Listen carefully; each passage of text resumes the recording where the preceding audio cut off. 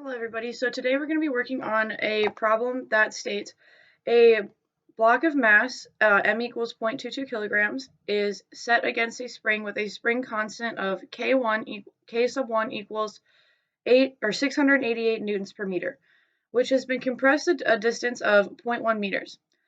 Some distance in front of it along a frictionless surface is another spring with a spring constant of k sub 2 equals 333 newtons per meters. So we're going to go ahead and focus on part C of the problem, which states, now assume friction is present on the surface between the ends of the springs at their equilibrium lengths. And the coefficient of kinetic friction is mu sub k equals 0.5. If the distance between the springs is x equals 1 meter, how far is d sub 2 in meters? Will the second spring now compress? So, first thing we're going to start is we're going to start with the equation.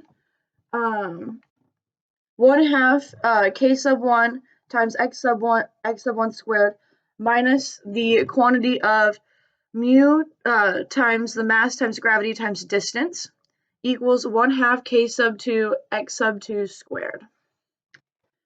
So we know that so then if you look at this list, I wrote out everything that we know and what we're looking for. So we know that k sub 1 equals 688 newtons per meters. We know that k sub 2 equals 333 newtons per meter. So we know x sub 1 equals 0.1 meters. We know mu equals 0.5. The mass equals 0.22 kilograms. The acceleration due to gravity equals 9.8 meters per second squared. And we know that the distance is 1 meter, and we are looking for x sub 2. So we're going to go and plug everything into our, so we're going to go ahead and rearrange the equation because we are looking for x sub 2. So that'll give us, that'll give us x sub 2 equals the square root of the quantity of 1/2 k sub 1 times x sub 1 squared minus the quantity of mu times mass times acceleration to gravity times distance. And that's all going to be over 1/2 k sub 2. And so then we're going to go ahead and plug in all of our numbers.